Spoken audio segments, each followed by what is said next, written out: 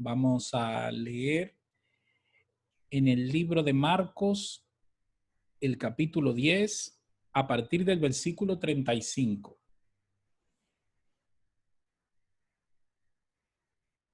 Allí tenemos una historia que conocemos, es una historia que tiene que ver con una petición especial que hicieron dos discípulos de Jesús, que es la base que voy a utilizar para la meditación de esta mañana.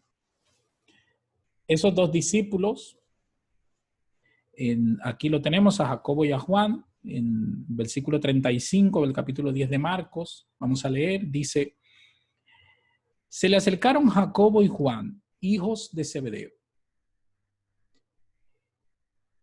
Es muy probable que este acercamiento y luego esta conversación que ellos tienen sea un aparte, no íntimo, no fue una conversación delante de los demás discípulos.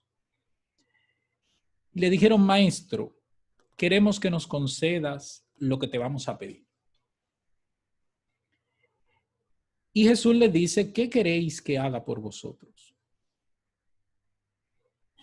Y el versículo 37 dice: concédenos que en tu glorioso reino uno de nosotros se siente a tu derecha y el otro a tu izquierda. Lo curioso de la petición es una petición muy rara, una petición bastante interesada y sobre todo muy humana, carente de todo sentido espiritual. Pero ellos hacen, en su petición, dijeron que le concediera todo lo que ellos pidieran. Así que de alguna manera se estaban asegurando que Jesús le pudiera conceder esta petición especial. En el versículo 38 Jesús le dice: no sabéis lo que estáis pidiendo. ¿Podéis acaso beber el trago amargo de la copa que yo bebo? ¿O pasar por la prueba del bautismo con el que yo voy a ser probado? Y sin ningún tipo de titubeos, en el versículo 39, ellos dicen: sí podemos, Señor. Y Jesús le dice: ¿beberéis de la copa que yo bebo? Le respondió Jesús: ¿y pasaréis por la prueba del bautismo con el que yo voy a ser probado? Y en el versículo 40 el Señor dice: pero el sentarse a mi derecha o a mi izquierda no me corresponde a mí concederlo. Eso ya está decidido. Y claro, dice el versículo 41, los otros discípulos, al oír la conversación, se indignaron contra Jacobo y Juan. Claro, sintieron que los estaba dejando fuera del pastel, ¿no? Porque estaban pidiendo para ellos los mejores lugares del grupo. Esta petición, ¿cómo llega a la idea de ellos esta petición? No crean que es un tema fácil, es un tema de mucha discusión teológica, hay mucha discusión para un lado y para el otro, porque la verdad es que la petición no deja de ser extraña. Sobre todo estamos hablando de Jesús, estamos hablando de los discípulos más allegados a él. Y sobre todo sorprende porque no son dos discípulos que se destacaban por la necedad. Son dos discípulos que normalmente estaban del lado de los que más ayudaban a Jesús y más colaboradores estrechos eran. Pero en Mateo 19, les invito a que podamos ver estos versículos que nos van a ir ayudando a ver la reflexión. Mateo 19, versículo 27 al 29, hay otra conversación que pudo haber sido la conversación que llevara a esta petición. Dice el 27, entonces respondiendo Pedro le dijo: he aquí nosotros lo hemos dejado todo y te hemos seguido. ¿Qué pues tendremos? Jesús estaba hablando de que el Hijo del Hombre no tenía nada, ¿verdad? De todo lo que había que dejar para salvarse. Habló de que a un rico le iba a ser más fácil entrar por el ojo de una aguja que salvarse y de todas esas cosas. Y Pedro puntualizó una información que no era mentira. Dijo: oye, nosotros lo hemos dejado todo. Muchas veces los seres humanos, en vez de mirar lo que Dios dejó para salvarnos, la salvación que abrió para nosotros, el valor que tiene el haber conocido al Señor, miramos todo lo contrario, miramos lo que hemos dejado nosotros. Y Pedro aquí lo puntualiza. Nosotros lo hemos dejado todo. En el versículo 28 Jesús dice, de cierto os digo que en la regeneración, cuando el Hijo del Hombre se siente en el trono de su gloria, vosotros que me habéis seguido, también os sentaréis sobre 12 tronos para juzgar a las 12 tribus de Israel. ¿Y qué fueron lo que pidieron los hermanos? Que los dos tronos de ellos, uno estuviera a la derecha y otro a la izquierda, porque Jesús habló de que había 12. Fíjense cómo un mensaje espiritual se puede torcer a una situación totalmente humana. Si hay 12 tronos que van a estar alrededor de Jesús, ¿qué más da quien esté más cerca, a la derecha o a la izquierda? No tendría mucho sentido, porque Dios no va a maltratar al que está más lejos y va a favorecer al que está más cerca. Pero eso es la mentalidad humana, sí es así. No son en un gobierno todos los ministros iguales. Hay unos ministros que tienen más peso, hay unos ministros que aparte de ministros son vicepresidentes, pues esos son más importantes. Y estos dos hermanos estaban viendo ese tipo de jerarquías que no tenían cabida en las cuestiones de Jesús. Pero es que más aún, en el versículo 29 Jesús dice, y cualquiera que haya dejado casas o hermanos o hermanas, padre o madre o mujer, hijos o tierras en mi nombre, recibirá 100 veces más y heredará la vida eterna. Si miramos estos textos solo en el sentido de la letra, es como que por seguir al Señor vamos a recibir un montón de cosas. Y claro, estos dos hermanos, Jacobo y Juan, se querían asegurar que lo que ellos iban a recibir fuese solo un poquito más selecto que los demás. Y aquí viene también un detalle. ¿De quién eran hijos ellos? Nos dice que son hijos de Zebedeo, como normalmente la Biblia suele hacer, decir no solo el padre. Pero el deseado de todas las gentes fundamenta muy bien quién era la madre. Dice que la madre era Salomé, probablemente hermana de María, la madre de Jesús. O sea, imagínense la relación que había aquí. Eran primos de Jesús, primos carnales, pero es que es muy probable que Salomé fuese del grupo de mujeres que servía a Jesús y a los discípulos.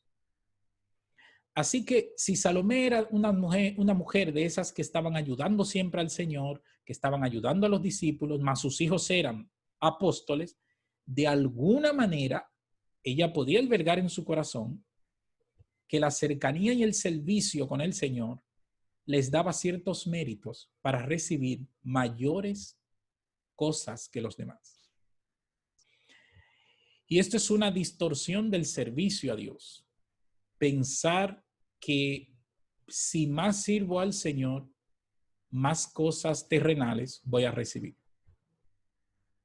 O pensar que el reino de Dios se circunscribe en la misma forma de jerarquía y premios que los reinos terrenales. Hay otros evangelios que refieren esta historia y en algunos es Salomé que habla, en algunos es la madre la que habla. Y Elena de White explica en El deseo de todas las gentes que en realidad se zanja en que lo que dice Marcos, que son los chicos los que hablan, en que la madre es la que los induce. Ella hace todo un plan.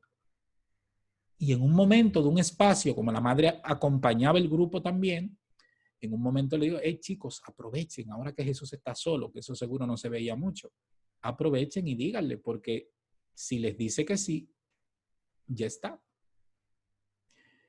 Conocí una persona en una ocasión que me contó que quería recibir unos terrenos del gobierno y necesitaba para eso la firma de una persona importante del gobierno. Y entonces contaba que la forma de conseguir el objetivo era estar cerca de esa persona, tener los papeles listos en todo momento y aprovechar una ocasión cuando la persona estuviera más despistada para leer los documentos, porque si lo leía bien no lo firmaba. Así que en un momento dado, de mucho ajetreo, le pasó los papeles y le dijo, es un asunto ahí protocolar y tal. La persona lo firmó y ya estaba firmado, ya estaba sellado, ya estaba debidamente registrado y entonces al final se quedó con los terrenos.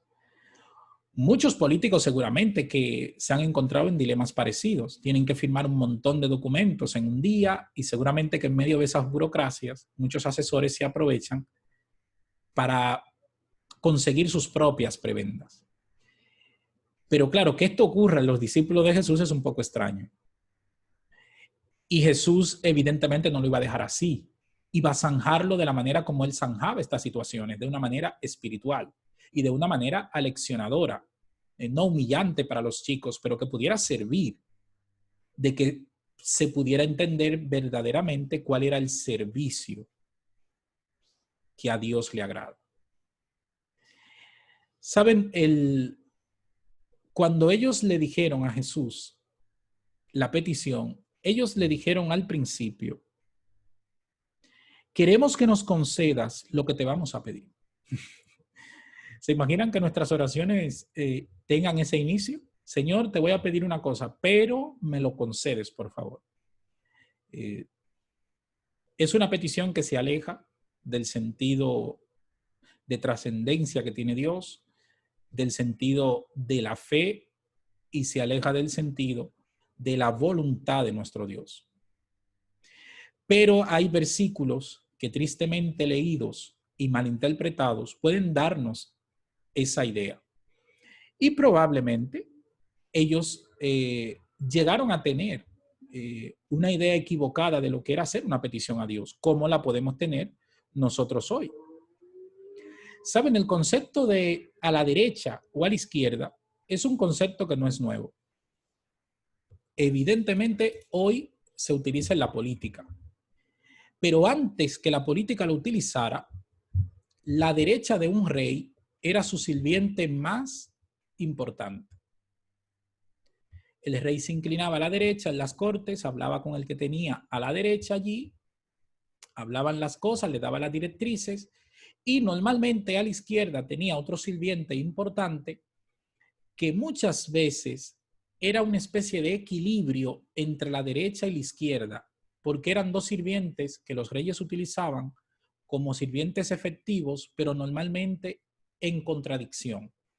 Porque hay reyes que les gustaba mucho la contradicción, como aquella frase del divide y vencerás. Dividir a los servidores para ellos obtener competencia que les fuera favorable. No siempre esto salió bien. A veces la competencia se llevaba incluso el rey por delante. Pero estos dos hermanos son muy curiosos porque en su petición ellos dicen, yo quiero la derecha y mi hermano la izquierda. Lo que quiere decir que ellos estaban quitando la posible contradicción que pudiera haber y se aseguraban que hubiese uno de ellos a la derecha, otro a la izquierda, así que quienes controlarían el reino iban a ser ellos. Pero claro, esto es lo que ellos estaban pensando. Y seguro tenían en su cabeza los 12 tronos, ya se imaginaban sentados en los tronos y se imaginaban que si ellos lograban la posición de la derecha y la izquierda, pues tenían todo el control del gobierno que Jesús fuese a realizar.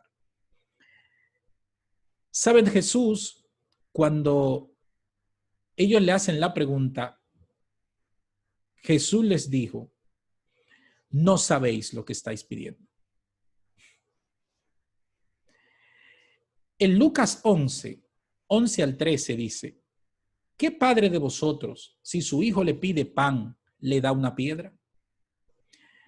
¿O si le pide pescado, le da una serpiente?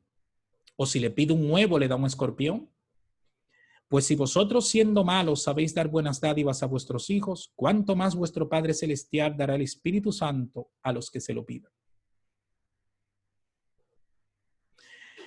¿Saben? Todo lo que pida al Padre en mi nombre, el Padre os concederá. Y probablemente en base a esta promesa, ellos estaban haciendo esta petición interesada. Pero Jesús aquí está diciendo, a veces el Padre no se puede mover por la petición del Hijo, sino por la conveniencia del Hijo. ¿Qué pasara si fuera al revés? ¿Qué pasara si en vez del chico pedir pan, pidiera piedra? Un chico que dijera, yo quiero comer piedra, papá. ¿El padre le va a dar piedra porque el chico le pide? ¿Se imagina? No, es un momento para explicarle por qué las piedras no se comen. Bueno, estoy harto de comer pescado. ¿Por qué no variamos y comemos una serpiente? No. El padre ahí también tiene que hacer una charla. Tiene que tener una charla con el hijo. Y esto nos enseña que Jesús, en su lugar de Padre, Dios, no se moverá por las peticiones que nosotros hagamos, sino que se va a mover por la conveniencia de dichas peticiones. Hay otro versículo que me gustaría leer, Romanos 8:28, dice, y sabemos que a los que aman a Dios, todas las cosas les ayudan a bien, y esto es a los que conforme a su propósito son llamados. La idea no es alinear a Dios a nuestros planes o a nuestros proyectos personales, sino todo lo contrario. De acuerdo al propósito de Dios, nosotros alinearnos con Él. Y precisamente estos chicos no estaban alineándose al proyecto de Jesús. Ellos tenían un proyecto propio al que estaban intentando, de una manera muy inteligente, que Jesús se pudiera añadir también.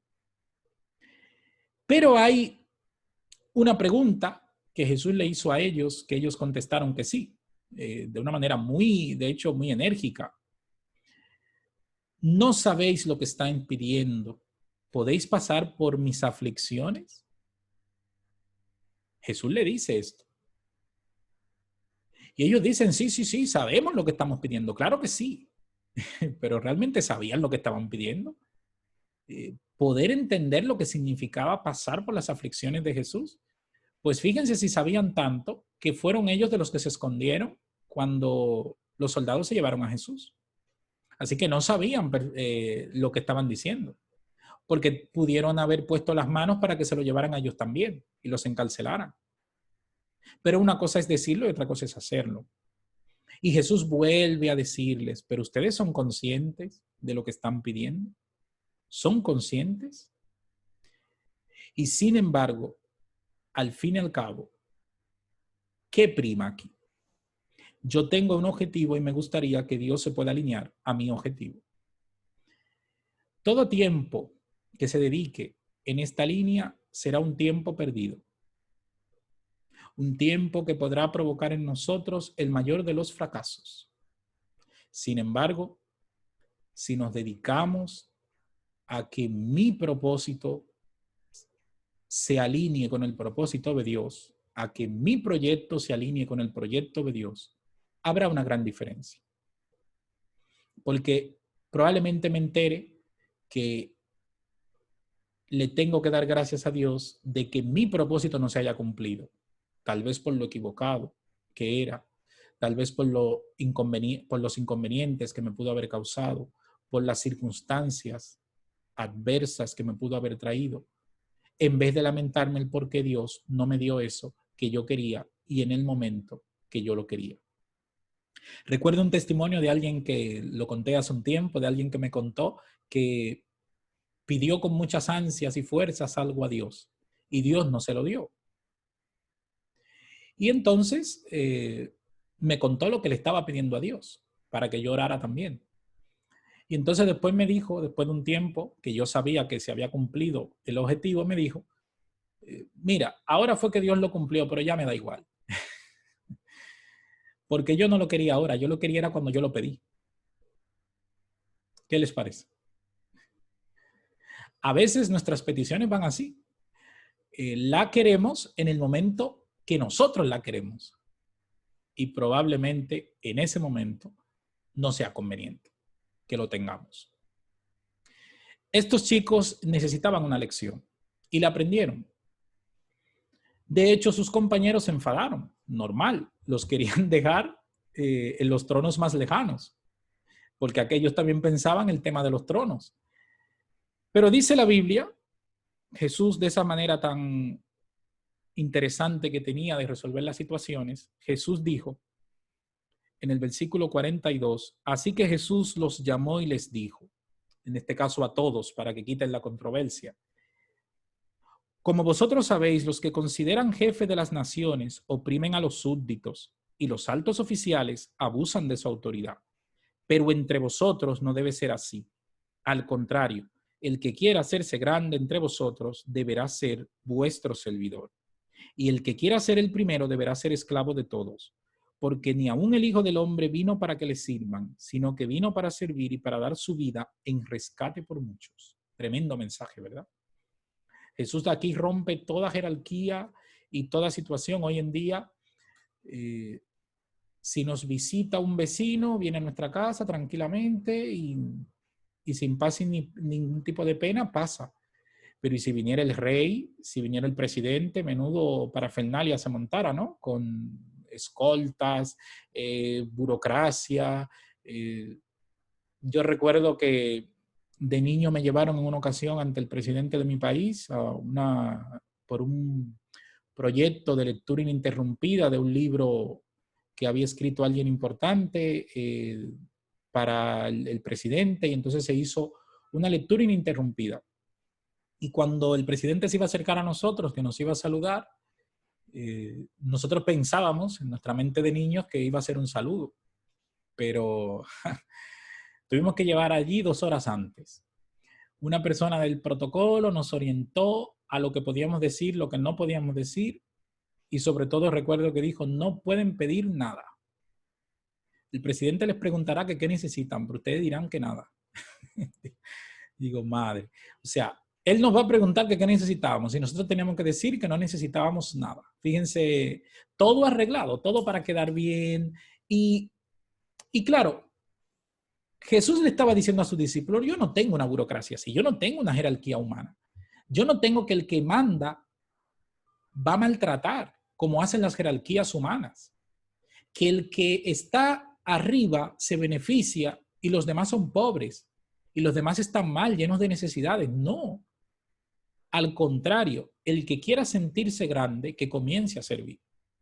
Y rompió el tema enteramente. Hay 2 ejemplos bíblicos que son para mí son muy fuertes en las formas por el tipo de vida que tuvieron que llevar. Y tuvieron que aprender qué es la verdadera grandeza, pero aprenderlo paso a paso, incluso con las vicisitudes de la vida. El primero de ellos es Moisés. Fíjense, la vida de Moisés, que es una vida que conocemos mucho, ¿verdad? Uno de los personajes más conocidos en la Biblia. 40 años formándose en los palacios de Egipto. En ese momento, el país más importante. Podríamos decir alguien que se está formando para dirigir los Estados Unidos. Y de repente es llevado al desierto. El desierto en el sentido bíblico es todo lo opuesto a la grandeza. El desierto es nada. El desierto es lo más bajo. Y ahí fue llevado Moisés por el Señor. Y en 40 años aprende en el desierto cosas que luego iban a ser muy útiles para enseñarle al pueblo de Israel. Moisés aprendió a convivir y a sobrevivir en el desierto, a comer la comida que aparecía en el desierto, a beber el agua, a administrar el agua del desierto. Pero también aprendió que el bienestar no está en el lugar. El bienestar está en aquel que tiene al Señor en su corazón. Porque fue más feliz en 40 años en el lugar que no había nada, pero estaba con Dios, que los 40 años que duró en los palacios de Egipto. Y cuando tuvo que caminar con un pueblo rebelde, una de las razones por la que Moisés aguantaba es por la experiencia que había tenido precisamente en el desierto. El desierto nunca le fue hostil a él, no le era desconocido. Él había durado 40 años allí. Sabía perfectamente lo que significaba el desierto, lo que era. Y cuando el pueblo se desesperaba, ¿por qué Moisés no se desesperaba? No era solo porque él estaba caminando con el Señor en ese momento, ya él estaba caminando con el Señor desde antes. Es que la experiencia le valía, la experiencia era suficiente. Era una experiencia que le permitía poder sobreponerse porque aprendió de la mano de Dios en cada una de las pruebas que vivió en el desierto. Hay dos personajes que tenemos en la Biblia encontrados: el rey David y el rey Saúl. Fíjense, David viene de la humildad, un simple pastor de ovejas. Saúl lo hacen rey, pero Saúl se lo cree y precisamente monta una jerarquía totalmente humana, con una cantidad de errores, el fundamento, el dinero. Cuando el pueblo tiene que enfrentar a Goliat, ¿qué es lo primero que dice? En vez de decir vamos a orar, vamos a fundamentarnos en el Señor, no, el que mate a Goliat le voy a pagar un dinero y se va a casar con mi hija. Fíjense qué sentido espiritual. El fundamento de aquellos que piensan que la combinación de poder y dinero es la felicidad. Y son personajes que efectivamente pueden decir que lo tuvieron todo, porque tuvieron el poder absoluto y la riqueza absoluta. Muchas veces en nuestro orgullo decimos en los días de hoy que tenemos todo o que lo hemos logrado todo, pero nosotros vivimos en un mundo lleno de limitaciones, pero con muchísimos engaños que nos hacen parecer que vivimos bien. Pero esta gente sí que lo tuvo todo. Un Moisés que tuvo a su mano prácticamente el país más importante del mundo en ese momento, y de repente verse tirado en el desierto, y que de ahí se levantara con la ayuda de Dios. Eso sí que es conocer la verdadera grandeza, el verdadero servicio. David y Saúl son, de hecho la Biblia no los pone emparentados, los va de alguna manera comparando, y vemos cómo David, aun cuando se hace rey, aun en medio de sus errores, pero uno de los grandes atributos de David, ¿cuál era? El servicio, la cercanía con su pueblo. Conocía las necesidades de la gente prácticamente. Saúl no tenía ni idea de esto, porque hicieron liderazgos totalmente diferentes, enfocados uno en las jerarquías humanas y otro en lo que Dios le había enseñado, en el contacto y en la relación que tuvieron. Saben, hermanos, el mayor de los ejemplos de servicio lo dio nuestro Dios. Jesús en la Pascua a sus discípulos le lavó los pies. Hoy nosotros tenemos costumbre de lavar los pies. Y para nosotros como que ya probablemente sea eso, una costumbre más que un acto de humildad. Pero lavar los pies en ese tiempo era como que usted vaya a un restaurante y usted siente al camarero. Imagínense un restaurante costoso y usted le pide al camarero que se siente en la silla que le correspondía a usted y usted vaya y le sirva la comida a él. Y encima usted termine pagando. ¿Haríamos eso? Sería considerado hasta torpe, ¿no? ¿Qué sentido tiene servirle a esta persona que ni la conozco y encima pagar la comida por él?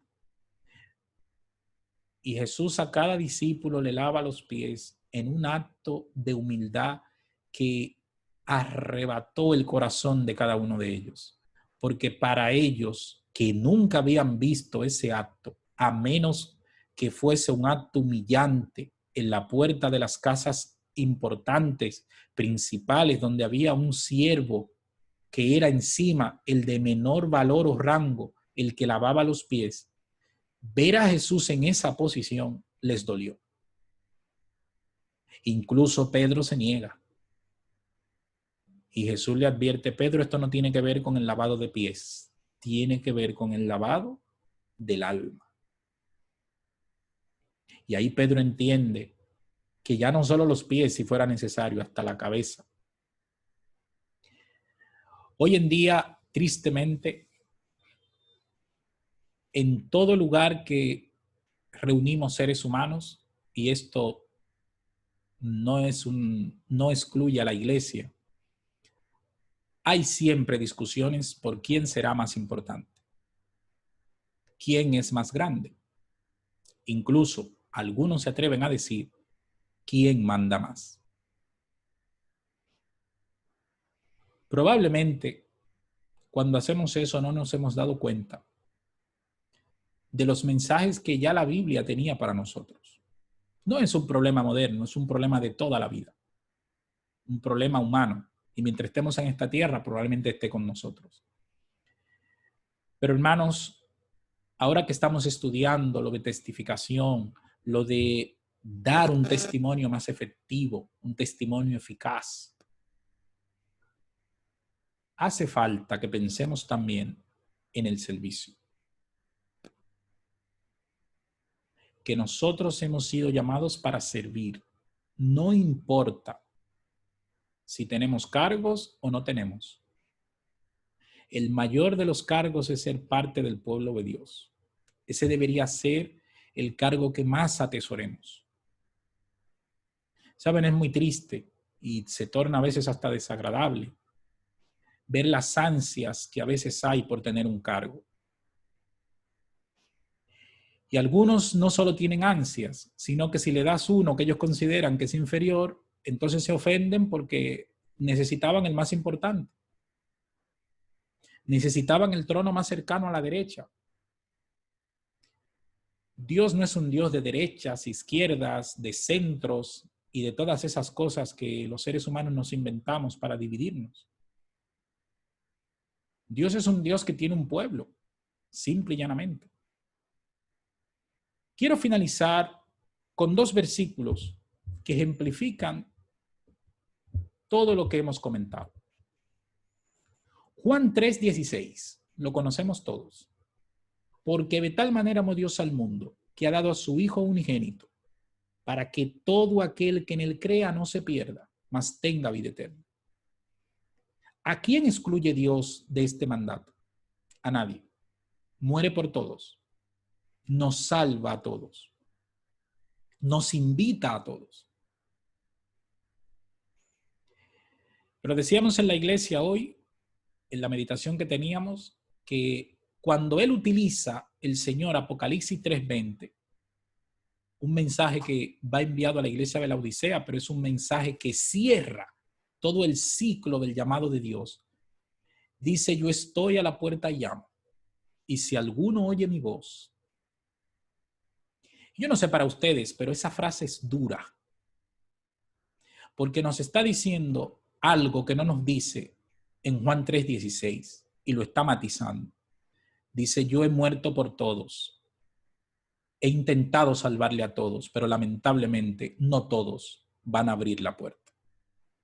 Y lo dice directamente, si alguno oye mi voz y abre la puerta, entonces se pone en marcha el plan de salvación.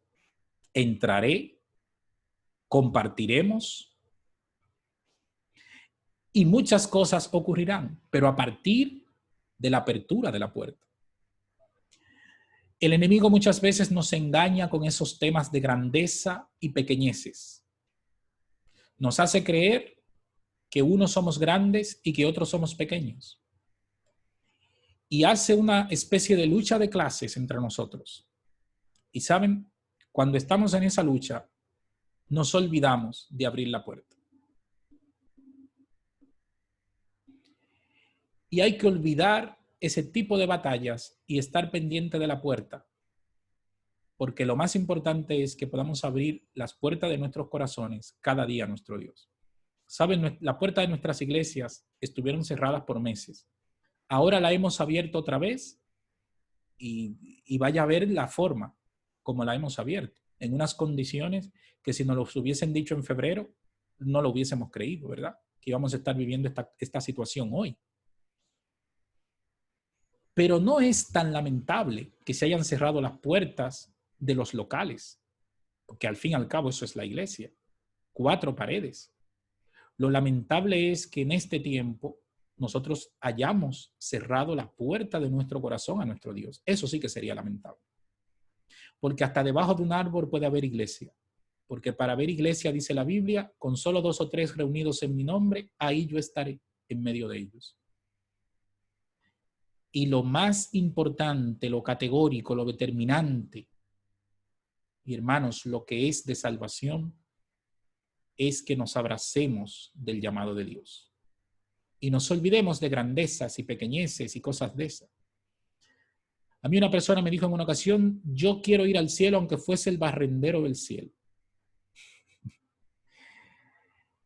Y lo estaba diciendo como si ser el barrendero es lo menos. Y entonces a esa persona yo le hice una pregunta. ¿Te imaginas que si de verdad en el cielo va a haber un barrendero, en qué escala entraría en un mundo terrenal el barrendero del cielo? ¿No sería incluso por encima de un rey? A veces hasta para las categorías del cielo usamos las categorías humanas. No importa dónde tú y yo estemos, lo importante es salvarnos. Han visto esas discusiones de si yo soy de los 144,000 o soy de la multitud y tal. Yo como teólogo me interesa una sola cosa, estar en la multitud de los salvados. Detrás o delante no lo sé, no importa. No, para mí no es importante. Entiendo que si hay personas que tienen que estar delante porque para Dios Él ha considerado que tiene más mérito de los que tuve yo, no importa, aunque yo esté en la última fila, pero en los salvados. Pero hay gente que está discutiendo hoy, desviando su salvación para discutir si van a estar entre los delante o los de detrás. En si una generación irá por delante de otra, porque como sufrió un poquito más o no sé qué. ¿Cuántos temas el enemigo genera para que nos desviemos? Hermanos, estamos en un momento donde tu salvación y la mía probablemente está en juego. Estamos en un momento trascendental, un momento complicado, un momento para hacer grandes reflexiones. No estamos viviendo un momento fácil de la vida, de la historia, de la situación política, de la situación social. Así que hace falta que doblemos nuestras rodillas y despejemos nuestra mente para hacer lo único que importa, acercarnos a Dios cada día más.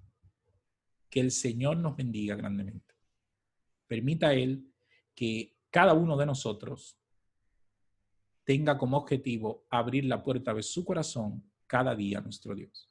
Que el Señor nos bendiga.